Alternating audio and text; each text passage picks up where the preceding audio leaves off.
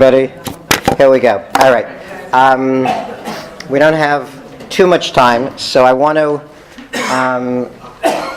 to share some thoughts with you about social skills, and then at the end, if there's time, we'll throw it open to questions. I think most of you, if you didn't get one, there's one right here. There's a handout.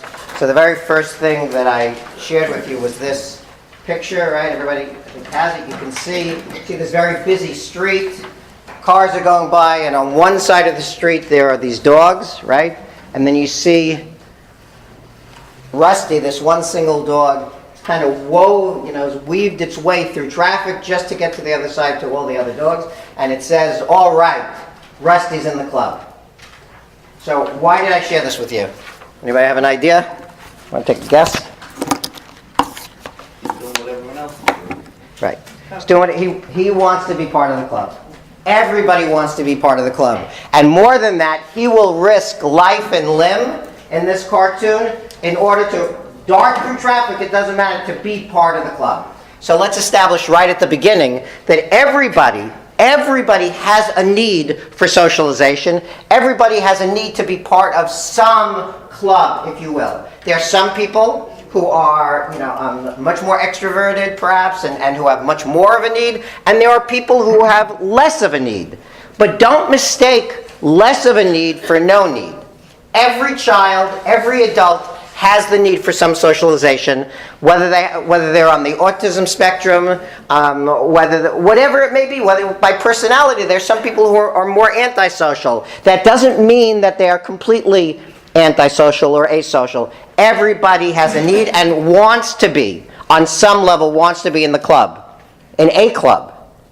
And part of our job, if we're parents or if we're professionals who are working with individuals who have difficulty communicating, is to help them figure out, and ourselves to figure out, what's the club that they want to be in. So social skills, I want to suggest to you, are the single greatest determinant to quality of life.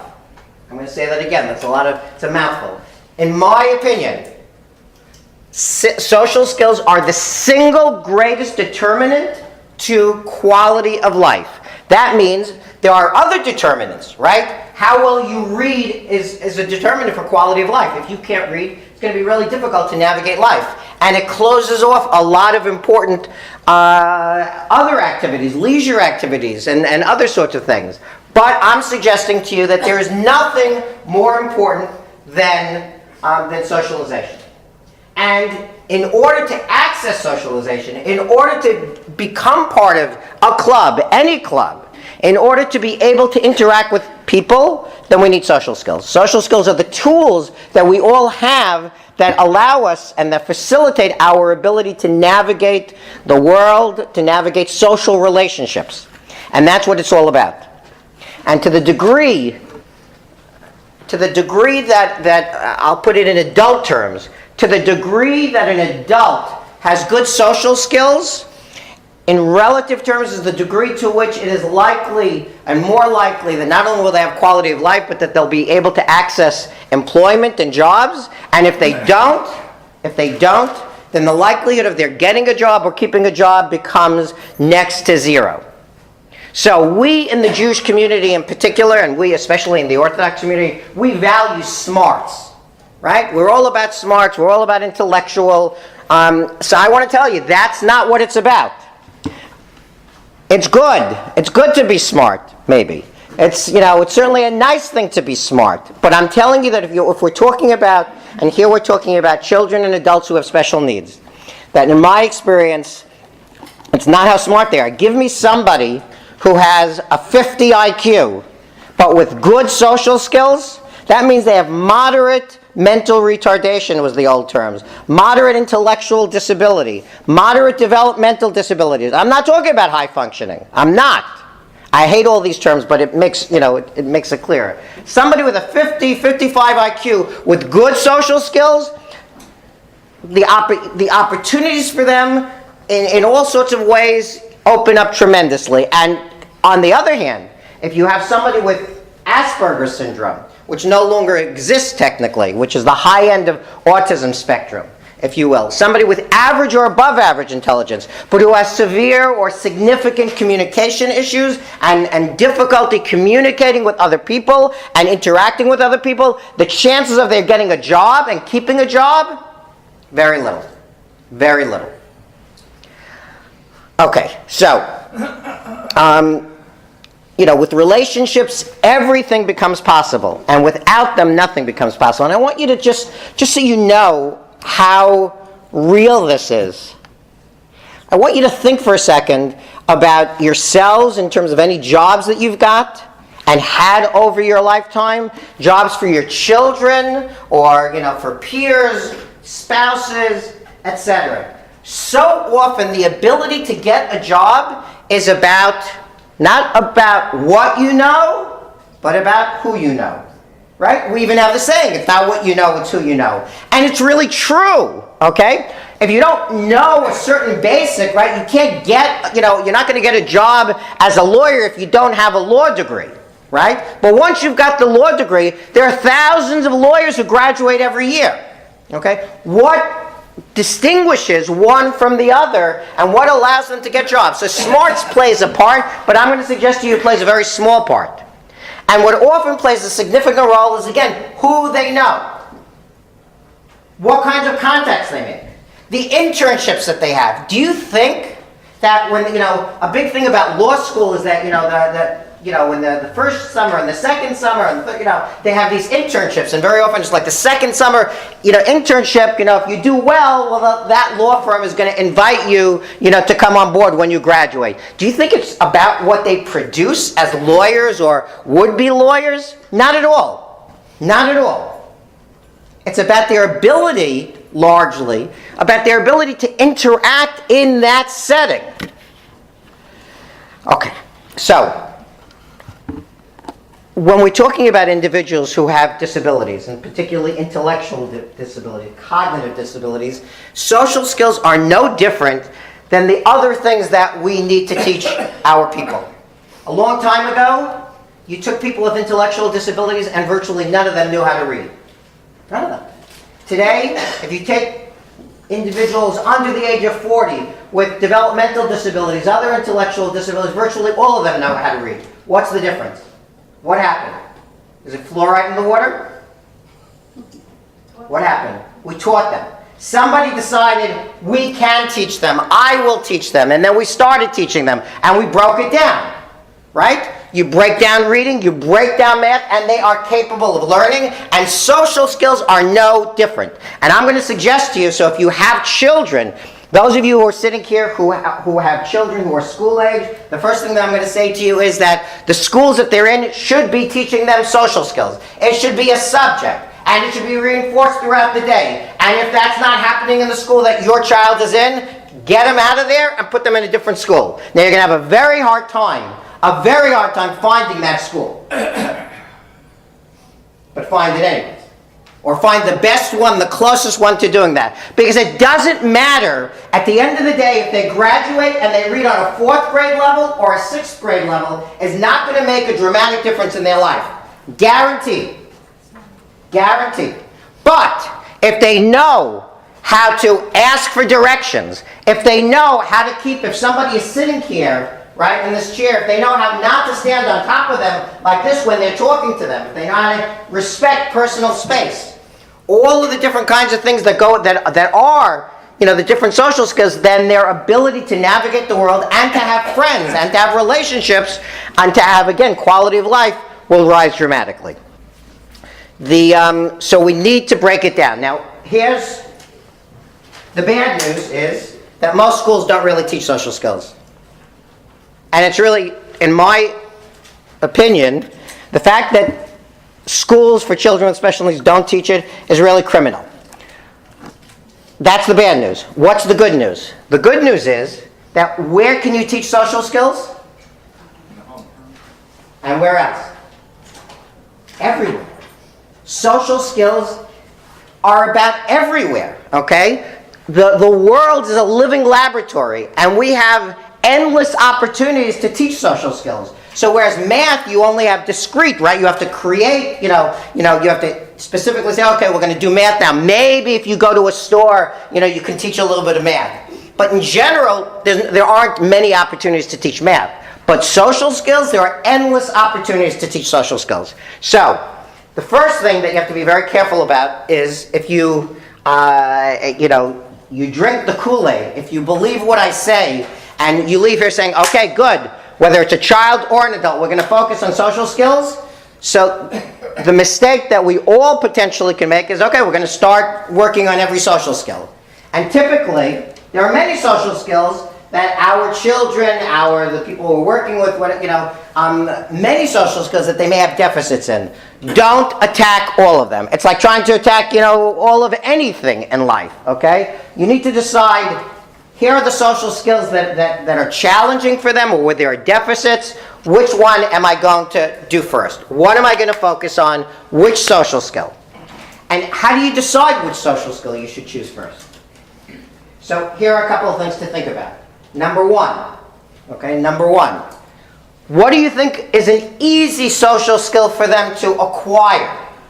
Either because they're almost there, or it kind of comes naturally, they don't do it consistently, or you think you and your environment can teach it pretty easily. Low-hanging fruit, if you will. All right? And the more opportunities for success more quickly, the more likely that the individual that you're working with, the child or the adult, is going to respond to other teachings of social skills when you want to do it. So what's easy to teach? What are they interested in? What's useful to them? Those are the kinds of things that you want to teach. Not necessarily the social skill deficit that is most annoying to you. Okay? But what is most annoying to the world? And that's not the same thing. You as a parent, most of you, I assume, sitting here are parents. If you're parents, we all have our own, just like our children have eccentricities. Somebody said mishigas. Whatever you want to call it, we all have our stuff. This is not about us. Okay? This is about our child, the person we're working with, and our ability to equip them as much as possible to navigate the world socially. And therefore, what can I do? Where can I have success? Who's going to work with me on this? And I want to lay out for you a couple of steps that I think are basic. Now listen, I want to tell you something before I say anything else. The hardest thing in life, I think, is to be a parent. Then if you're a parent of a child with special needs, take it, cube it, and then double it, and then add some more to it. Really, really hard. So I understand that, and I know that I'm telling you that here now, in the time that you don't have, spend more time doing this. That's my job here. I'm telling you about social skills and why they're important, and now I'm going to tell you a little bit how to teach them. So I think there are 4 steps for teaching any social skill. 4 steps.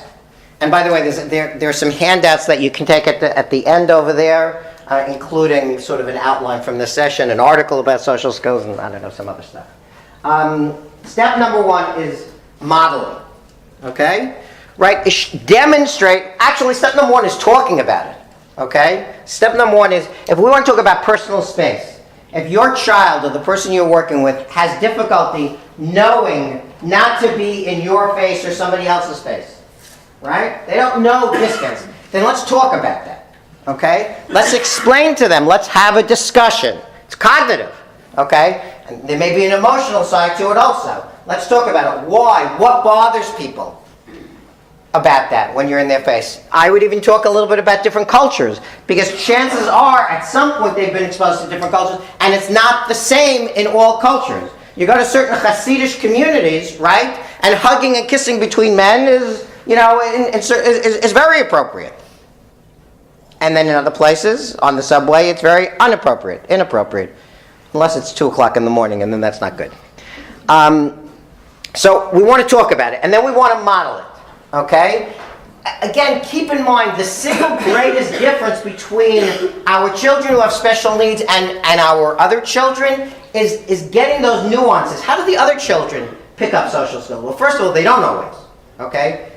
Our typical children don't always pick up all the social skills that they should. But typically, more typically, sort of by osmosis, by living life, by experiencing, by being put down, if you will, by being told off, by being hurt, by observing, by all sorts of things, they, after a period of time, realize how do you enter a conversation, how do you not enter a conversation, how do you keep personal space. Our people have more difficulty understanding those things. So we have to teach it to them. And the first step, again, then after talking about it, is modeling for them. So if a person is sitting here, I want to model person standing up. And the best thing is to take two people, mommy and daddy, brother and sister, two people, whoever it is, and what's the right distance? What's not the right distance? How do I know what the right distance is? We know because we're doing it. I'm doing it for 50 years. So I know. How should they know? Don't assume that they should know. And don't get frustrated because they don't know. Teach it to them. Here's a good way to teach it to them. First of all, by the way, we have the same concept in Yahadut, in Judaism. Dalet Amot. Okay? For every person, the Talmud, the Gemara talks about how everybody has personal space for, I don't know what Amot are, but whatever they are. It's a measurement. Okay? And so it's like a circle, if you will, around a person. You want to count 4 feet? Literally 4 feet? Okay, this is a good distance. 3 feet? Whatever it is, it doesn't really matter as long as you concretize and make clear that it's not here. I'm not talking about keep your distance and shout, which is there. Sometimes they're in our faces, and other times they're shouting across the room, I love you, it's so good to see you. No. It's not that, and it's not this. What is it? This is what it is. You model it as clearly as you possibly can. Second step, role play. Role play means they're doing it. Okay, now you come and mommy and I are talking and you want to enter the conversation and you don't want to violate our personal space, right? So how close would you come? Better yet, forget about mommy and I, just me or just mommy. Let's practice it. How close are you going to stand? Now I'm going to make it a little bit more complicated. We're going to talk also about, and by the way, this is why it's so complex. Because when I talk about social skills and when we talk about personal space, it's not the same for everybody, is it? Is personal space exactly the same between you and the mailman as it is between you and your spouse? For sure not, right? So we have to make those things. By the way, there's a good curriculum called the Circles curriculum. Some of the schools use it, some don't. What it simply does is concretizes in a very visual kind of way the different kinds of relationships that exist. And there are concentric circles. In the middle is the person themselves, right? I'm here. Then there's a red circle. Those are for your close nuclear family. Mommy, daddy, siblings, let's say, whatever it is. Right? Then the next circle might be really close friends and more distant family. Then the next is friends. Then the next is acquaintances. The mailman is not your friend. The bus driver is not your friend. And our people, our children, our adults often don't know that. Because when somebody's friendly to them, I didn't say friends with them, I said friendly with them, they often misinterpret that to be friendship. There's a difference between friendly and friendship. We want them to be friendly with people. We want them to respond appropriately to friendliness from people. We also want them to develop friendship with people. Not the same thing. So don't think that this teaching about personal space is so simple. It's not so simple. And by the way, I think it's one of the reasons why schools don't teach it. Not the only reason why. But one of the reasons why is because, it's more abstract, if you will, than teaching math. But far more important, I would argue. And math is not unimportant. It's just not as important. So the second thing is role playing. Giving them the chance to act out and to play the role and to practice the social skill that it is that you're working on. Whatever it might be. By the way, I would add that practicing it correctly and incorrectly is a great way of doing that. Correctly and incorrectly. The clearer we are, right, the better it is. It may take time, and different skills with different people will take different lengths of time. You need to be prepared to kind of be in this for the long haul and to be patient. And by the way, if you're finding that a particular, and this doesn't just apply to skill, this applies to behavior management, it applies to lots of things. If you're finding that you're hitting a brick wall, that you're not getting through, then put it aside and pick a different social skill. Maybe they're not ready to deal with that one for any of a number of different reasons. That's okay. There's lots more to pick from. And by the way, we may want to ask them, what social skill, give them a list. If you just say, what social skill do you want to learn, that's going to be really hard for them. But if you give them some different examples, okay, and you have a discussion with them, they may be able to articulate to you what it is that they're interested in knowing how to do better. But again, after you've modeled it, and now after they've role-played it correctly and incorrectly so they know what to do, what not to do, and humor is a great tool, by the way, especially around the incorrect, for making it comfortable. Number 3, feedback. Okay, so it's important to give them feedback, right? How did they do? Did they practice it perfectly? Now here, be very careful, right? The goal here is, this is not about getting 100 on a test. This is about they're really learning the skill. Okay? So you don't want to tell them, wow, great job, if it wasn't a great job. Now, you don't want to tell them if they did, terrible, and start screaming at them. But you do want to give them honest feedback. Okay? And then maybe you need to model it some more. And maybe you need to talk about it some more. Maybe you need to answer their questions some more. And the last item, of course, is the hardest one, is transfer. And that's where they take whatever skill that it is that you've been practicing at home in your living room, and which they seem to do perfectly. And in every different situation that you give them in your living room, they do perfectly, and then boom, they go to shul, they go to synagogue, they go to the supermarket, they go to their day program, and the same thing that they were doing really, really well in your living room, the people that are working with them or the public are telling you, they're not doing. All right? Making that transfer is really hard. To the degree that you can help them with that, i.e., when you go into the supermarket with them and you want to transfer, keeping personal distance, then talk to them about it there. Now listen, you can't camp out in most supermarkets, for 30 minutes, in the middle of the aisles, but you can walk in either or just before you walk in or once you walk in, go to the side and talk about what's going on. Is there space? How, are the aisles very crowded? Are they not crowded? How are they going to be sure not to bump into people? If they need to ask for where something is, what's the appropriate distance to keep, and then let them practice it. And if they do it really well when they come, then they come back to you, tell them they did it really well. And if they didn't, if they were a little too close, tell them. By the way, I think in a lot of these instances, you don't want to go on the assumption that 5 o'clock in the afternoon is a really busy time when people are on their way home from work and a lot of people are doing shopping, as opposed to 1 o'clock in the afternoon maybe where it's not so busy. You don't want to go in at 5 o'clock and ask the store people for help. But at 1 o'clock when it's not so busy, I'll bet you that, in a lot of instances, if you said, listen, I'm working with my child, and this is what we're working on, and, I'm going to ask him or her to come up to you, and, this is what we're working on. If you wouldn't mind, can they come and ask you this, that, or the other thing? In most cases, I think they'll respond positively, and if they don't, then it's time to switch from, Wallbounds to ShopRite, or ShopRite to Pathmark, or figure it out. Keep in mind that when somebody is bad at something, they don't want to do it. When somebody is good at something, they do want to do it, right? And we live in such, an increasingly specialized kind of era in terms of everything. Okay? In my house, if we're going to watch, if at this point my children are grown, then they're not in the house most of the time unless they need something, so if my wife and I are going to watch something, which is very rare, but if we're going to watch a movie or watch something on TV, right? So I'm not very technologically inclined, and my wife, when it comes to even less so. So it's like the VCR. I'm dating myself VCRs. So now it's post DVR, I think. I don't know, whatever it is. But my wife can't, she can't find a show on TV. There's like a million channels, and like how do you find it, and how do you get to it, and she's, it's hard for me also, by the way. But it's my job. I know how to do that. Then there are other things that she knows how to do that I don't do. Now, is she capable of doing that? She has a doctorate in psychology. She's a smart person. She could figure out the TV.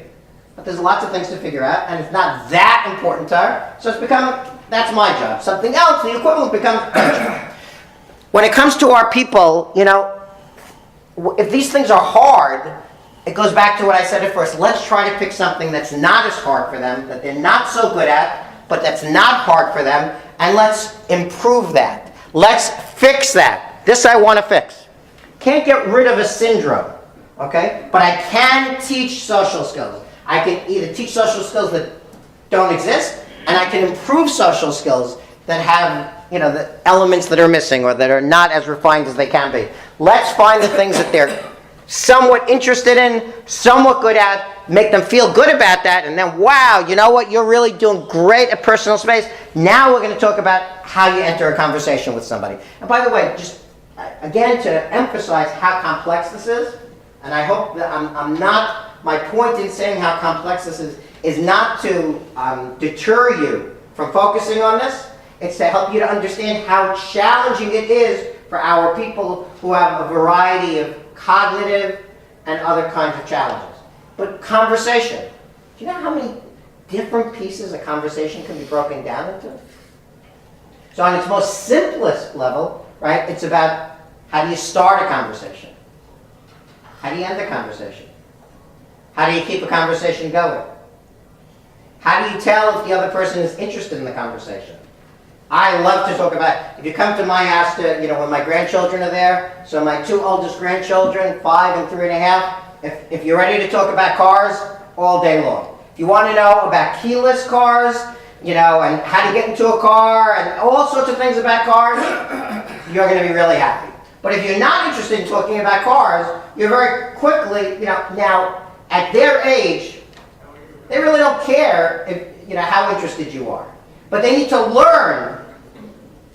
They need to learn that if I'm not interested in that, okay, that they need to take some interest in what I'm interested in. And if they listen to what I'm interested in for part of the time, then I'm going to be more likely to be interested in hearing about their cars. So those are just some of the pieces, okay, that go into a conversation. You got to break it down. You can't say we're going to work on the social skill of conversation. Okay, and I'm going to teach you how to become a better conversationalist. It's not the way it works. Okay, we're going to talk eventually about, getting you to the point where you're going to really enjoy conversations and people are going to enjoy talking to you. What does that mean? Let's talk about how you start a conversation. And even starting a conversation, by the way. Are you starting a conversation if I walk into the room and if I come up to this gentleman and I want to start a conversation? That's not the same thing as these two people are talking, they're having a conversation, and I want to join the conversation there. Those are two completely different things. And in most cases, we don't know how to read the signals that the two of them are turning to the side and really they're not interested in including me in the conversation.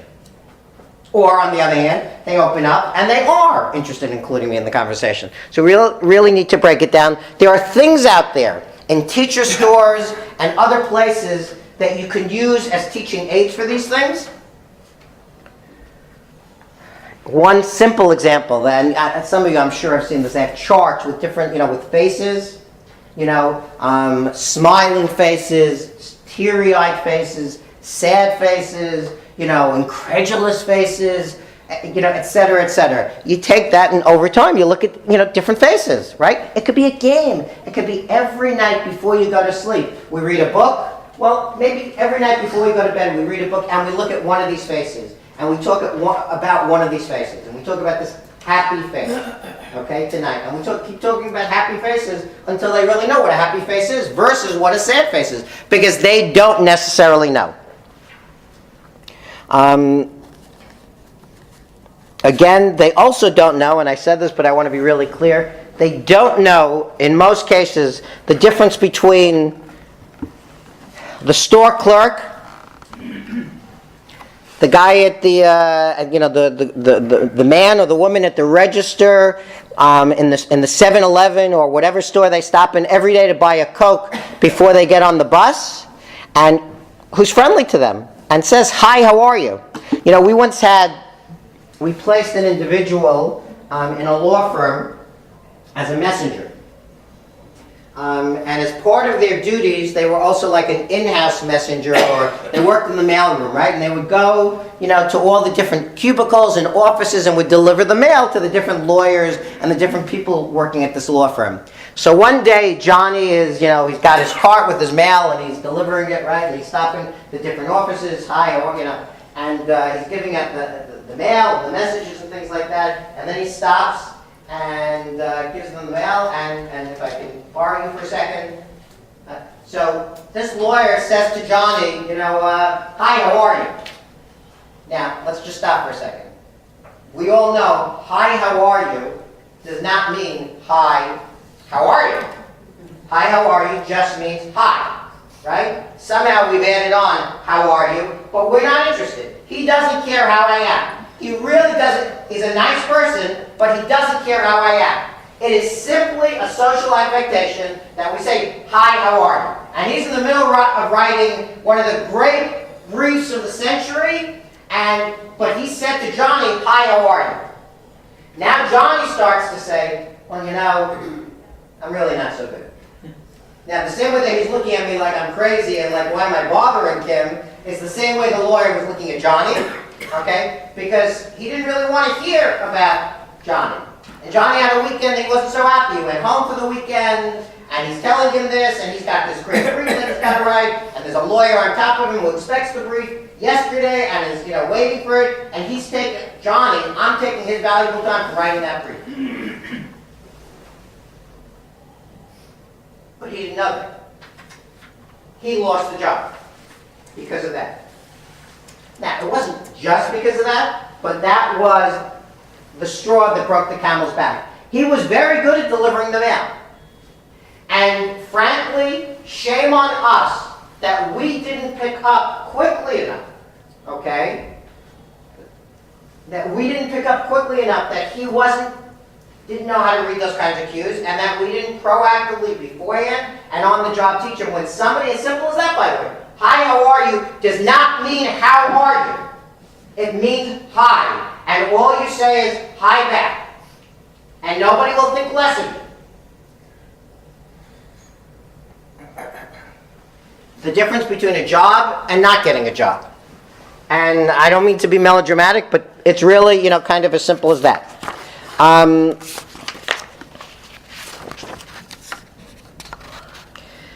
So I'll end with two last things, and then if you have any questions.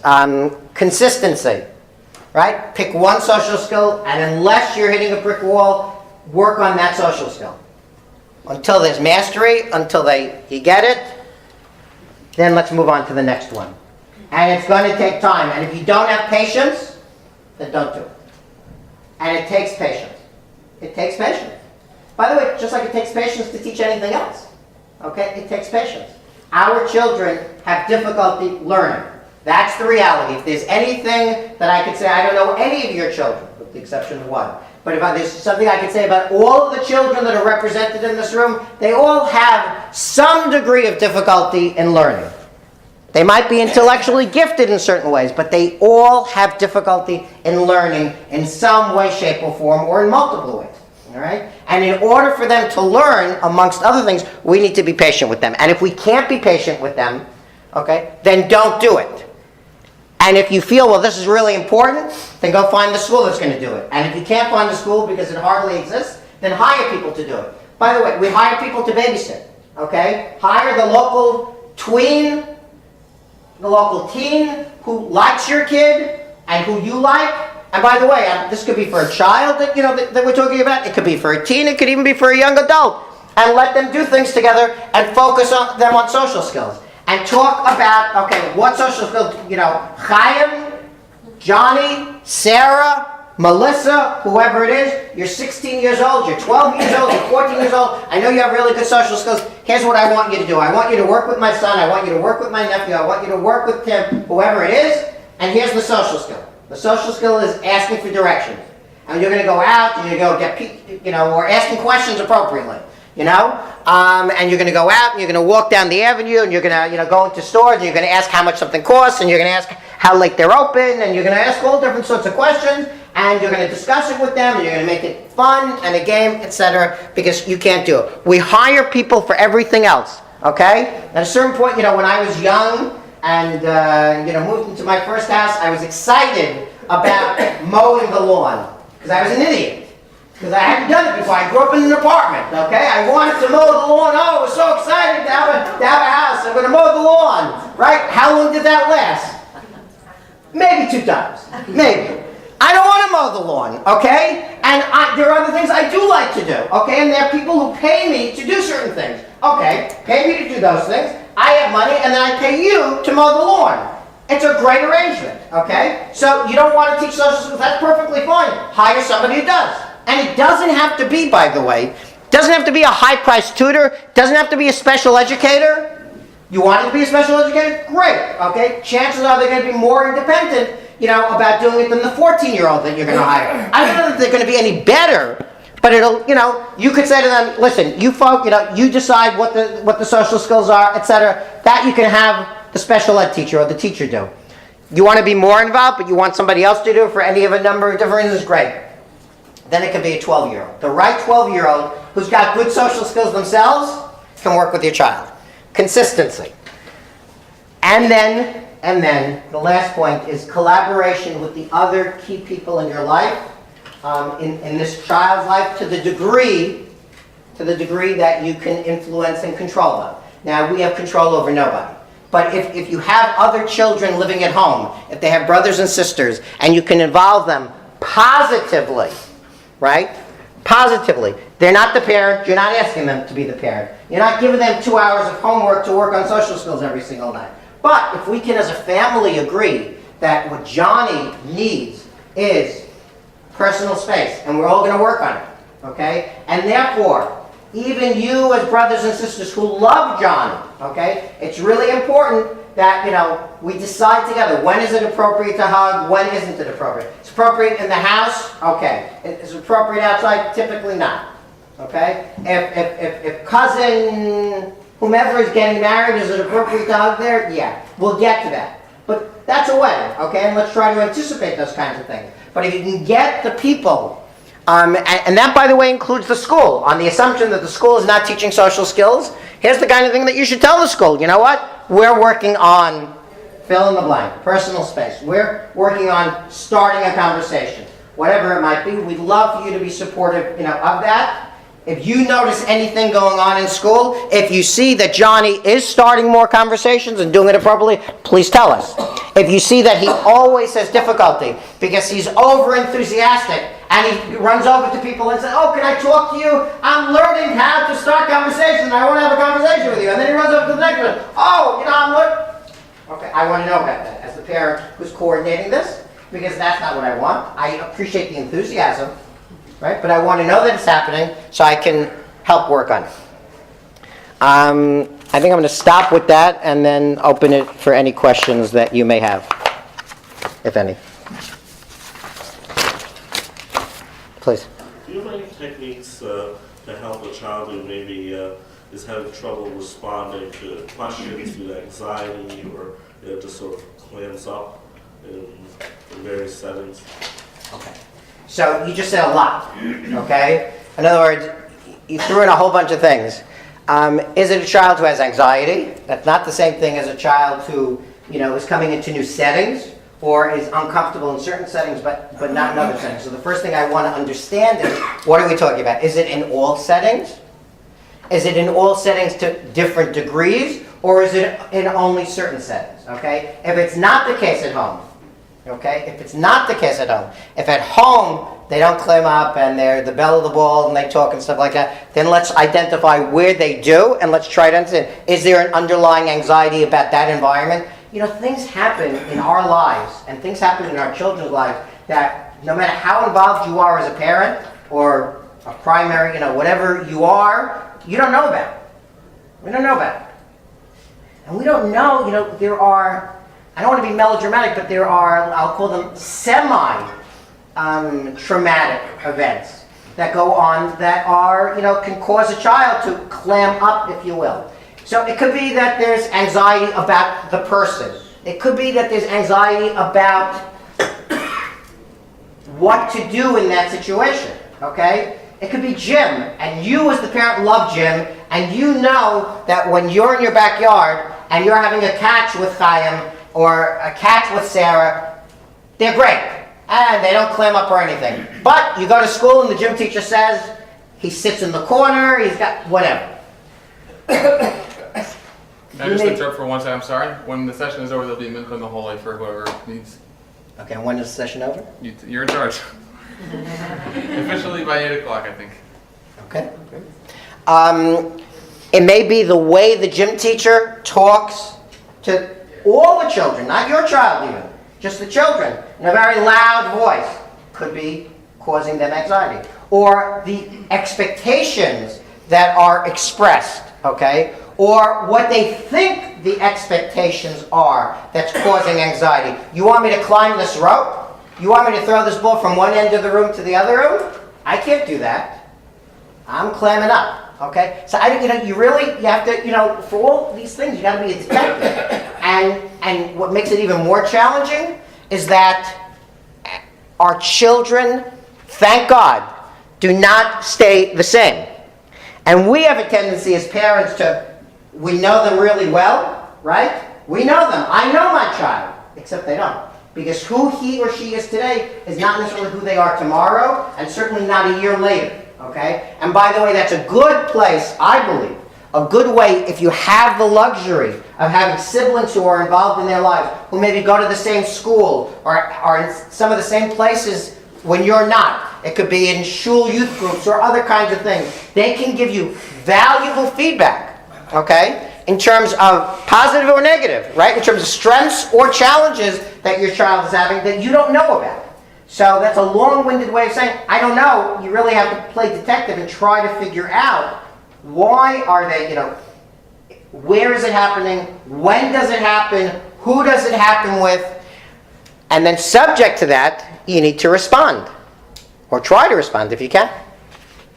How do you teach, let's say, for example, you have a 4-year-old who has Down syndrome, who goes to preschool mainstream and removes other kids' yarmulkes. That's socially inappropriate. We don't just go and remove. Right. How do you teach him not to do that? Okay. So the first thing I'm going to say to you is that it's not socially appropriate, but it wouldn't surprise me necessarily if other kids did it also without Down syndrome, number one. So we need to be careful as parents, a 4-year-old is a 4-year-old. That's number one. Number two is, I'm not sure that that's an issue for me as a parent. I have as a parent, and you have lots of issues. I pick my battles. If it's happening in preschool, and only in preschool, then one of two things. Let the preschool handle it, and if they're not capable of handling it, then I want him in a different preschool that is capable of handling it. Now, if it's happening in shul, okay, also, then that becomes, my issue. But there's really a difference. If it's happening in preschool, let them, by the preschool teachers, when they're good, they're the best teachers. They are the best teachers. They understand child development, they understand kids and stuff like that, they know how to teach kids, and that's where actually kids do learn a lot of social skills. And by the way, so if it's happening in school and not in school, then I would talk to the preschool teachers and tell them that it's happening in shul but not in school, and ask for any specific suggestions they have, number one. And number two, to do whatever they can to reinforce not doing that in shul. Number three, more to the point though, is, listen, I don't know why he's doing it, but I have to, just at first blush, think, is it attention, seeking? Is it, he's in youth group, or maybe whatever else they're doing more difficult for him, when it's more difficult, to sing a Don Olam, than it is to grab a yarmulke, but I want, positive attention also, so I'm gonna, grab a yarmulke. Those would be the kinds of things that I would look, try to sort of tease out, and then, a great way to do, kids respond. Listen, I don't want to be right, I want to win. Winning here means I want him to stop doing that. I want him to, right? Socially appropriate behavior. I make a sticker chart, okay? And for, if every day you're taking off a kid's, yarmulke, today if you don't take off a kid's yarmulke, during groups, whatever it is, you got a sticker. At the end of depending upon the child, for a 4-year-old, you might have to do, first of all, the sticker is reinforcing in and of itself. That's why I'm saying a sticker, not just a check. But give them a sticker. And ideally a sticker on the chart and a sticker on their shirt, because 4-year-olds like stickers, okay? And then if you get 5 stickers at the end of the week, then we're going to go to Toys R Us or whatever, and you're going to get a toy because for the whole week you didn't pull off somebody's yarmulke. He doesn't care about Toys R Us. So you have to find something he does care about. Okay, maybe, you know what? Let it be Carvel ice cream. On Friday afternoon, on Fridays, I usually pick up my grandchildren from school and we run errands. We do errands together. And they know that if we get through the errands and they're good, we go to Carvel. They think Carvel is the best thing in the world. I happen to think that also. And we get Carvel before Shabbos because we've run our errands. Okay? My 4-year-old grandson, okay, wouldn't get dressed in the morning. Perfectly capable of getting dressed, but wouldn't get dressed in the morning. Made a sticker chart.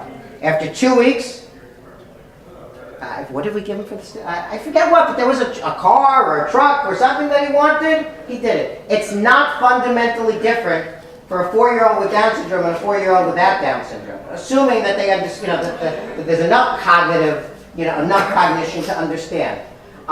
But even if they don't understand, right, they typically understand ice cream and M&Ms and stickers and things like that. So you got to find what they relate to, and tie it to, you don't take the yarmulke off, then you get that. Yes. Yes, I have a child 9, and when he's around people and they're talking, in the car, at home, a lot of times he'll scream, no talking, no talking. He doesn't like other people talking unless it's a subject that he likes. Whoever wants mincha, I apologize for interrupting. Whoever wants mincha now, come back. Sorry. They're talking among themselves. Okay. So, there are two things that how old is the child? 9. So, it sounds to me like a couple of things might be happening. One of which is that he wants to participate in the conversation, feels like he can't be talking around him, beyond him, etc. In that case, you may want to try to include him in the conversation per hour. Say, okay, you know what, we're going to be sitting in the car, and Mommy and I are going to be talking about, or your brother and I, we're all going to be talking about going to the baseball game next week. Pre-teach a little bit, what are we going to be talking about? Give them a running start, so to speak, right? And then make sure to include them, pull them into the conversation. What do you think, Chaim? Do you want to also go see a Met game, or would you rather see a Yankee game? Why do you want to see? Do you think we should go on a Sunday? Do you think we should go on a weeknight? I know that usually during the week, whatever it is, but to include them in the conversation. At the same time, completely separate. Now I'm changing, path completely. One of the social skills that people need to learn is that, subject to who's having the conversation, if this is Mommy and Daddy, there are times where Mommy and Daddy are allowed to have a conversation, okay? But you got to be smart about it also. 10 o'clock at night in the kitchen when you're supposed to be sleeping, anyways, I'm not interested that you want to be part of the conversation. Don't tell me this is my time with Mom, okay? On the other hand, 7 o'clock at the dinner table, it's appropriate for children to be part of the conversation, and maybe you and Mommy, have to hold off on this topic, even though you want to talk about it, right? It's got to wait. Okay. Last question. Thank you for coming. And their hand up on the side. Yes. I think we're getting more complex social skills. Let's say a child has difficulty interacting with other kids or understanding what goes on in the playground or misses nuances. And it's very hard to break that down. What skills they're missing to work on. You're kind of so varied. So how old is the child? 8. And how do you know that she's at the playground, right? Or yeah, recess But let's time, just she's not in there. Well, wait. If it's recess time, are they having difficulty in school? Sometimes, but yeah. Does the school tell you that they're having difficulty in school? Yeah, with the recess time. Okay. So the first thing I suggest to you is that I believe the school has some responsibility to address it. You're not there. They are professionals. Every school says that they want, that it's homeschool collaboration. Right? At the beginning of the school year, right? You come back to school, the principal gets up there, oh, we want to work together, it's homeschool collaboration. What that means in most cases, unfortunately, is we want you to pay your tuition, we want you to stay out of the building, just come in 2 or 3 times a year for parent-teacher meeting, and if you miss that, that's okay. Also, but come in for the science fair, come in for the Chumash fair, come in for those kinds of things, then make sure you pay tuition. And then, if there's a problem, now we want to collaborate. Okay, they're professionals. If the child is having difficulty at recess, I want to know what are they doing about it, okay? Are they, for an 8-year-old, it's appropriate in class for the Rebbe or the teacher to say, before we go out to recess, let's talk about what's going to go on at recess. Okay? And how do we choose sides for a game? And how do we include everybody? Because including everybody is something that we really should be doing, and that's a midah. That's a positive, thing that we want to teach all of the children. Okay? And how do we get to a game? And how do, et cetera, et cetera. And if it goes beyond that the child, listen, some of our children are just overwhelmed by the sheer, by the magnitude. One of the things that you said, no talking, whatever. Sometimes even for some of our kids, the volume, right? The noise level is sometimes overwhelming to them. And when they say no talking, it may be having nothing to do with you're having a conversation, but that there's 4 people having a conversation, and people are appropriately raising their voices, in conversation. In the same sort of, right, in the playground, they could be yelling like a bunch of Vildachayas, like Indians, running around, and that may be entirely appropriate and very difficult for your child, okay? So I believe the school has an obligation to try to deal with this. If the school doesn't, for whatever reason, okay, then you need to step in. The best place, is they have recess 5 days a week. They may go with you to the Shabbos Park 1 day a week, but every day they're in recess. I would look them for an assistant teacher or a teacher who's in school who can work with the child there, right? Pre, during, etc. Pay them a little bit of extra money because the school's not doing their job, or because it rises to such a level, maybe it is so intense that that they need extra help. Sometimes, or listen, I hesitate to say this. Sometimes you need to bring in a psychologist or a mental health professional to work with them to figure out what's going on. Is there an underlying anxiety? Is it the noise level? Is it the crowd? Is it a lot of people? Is it the skills? The level of skill that's expected. Those are 3 vastly different things, right? And subject to what it is determines what's going on. So I didn't answer your question, but I can't. Right. Right, it depends on, I said you got to be a detective, and it's not easy. I find that a lot of times if you ask the child themselves, they'll tell you more than hours of work of figuring it out. 100% you should be asking the child. Right, but let's say difficulty with things the other kids are being mean, but really it's just boys joking around and So here I'm going to tell you, okay? I'm going to tell you in a different way. So I have a child with Tourette Syndrome. He's 25 now. Married, Baruch Hashem, he's really just finished graduate school, great. When he was 5, and he was in preschool, so, but everybody knows Tourette Syndrome is a combination of motor and vocal tics, right? Jerkiness kind of, all different kinds of sounds. And they come and go, which is the bracha and the klola, which is the blessing and the curse, right? And they come and they go, which means that people, especially teachers and school people, think if you don't have it today and you have it tomorrow, that it's willful on your part tomorrow because you didn't have it yesterday, right? So you controlled it yesterday, you're not controlling it today. That's not true. So we thought, there was a very good chance he was going to have to be in special education, and just to give you an example, when he was 4 in pre-K, he would wake up all the other children during nap time until he got to the point where the principal, who in this sense was Tzaddikus, and was a great, would come and pick him up, and she would do her rounds. She would walk around the building when the pre-K had nap time, because she picked up Jeremy and would walk around the building with him so that he would let the other kids sleep. So that's just the backdrop to understand that he had some significant challenges. Very ADHD, which is often comorbid with Tourette syndrome. It doesn't have to. Okay. Dentists love me. They love me. Because with Tourette syndrome, right, it's a very off-putting kind of syndrome, right? It's not normal. It's weird, for kids to be jerking their bodies or to be grunting and making all different kinds of sounds. So what I was most concerned about, I'm not just talking about social skills to you, for me, it was the most important thing. I didn't care about anything else. If there was one thing that I was going to conquer to the degree that I could manage it was going to be social skills. My house on Saturdays, on Shabbos, I make sure we have the best candy, the most candy, the junkiest junk you could find, okay? And we were the best house to hang out in.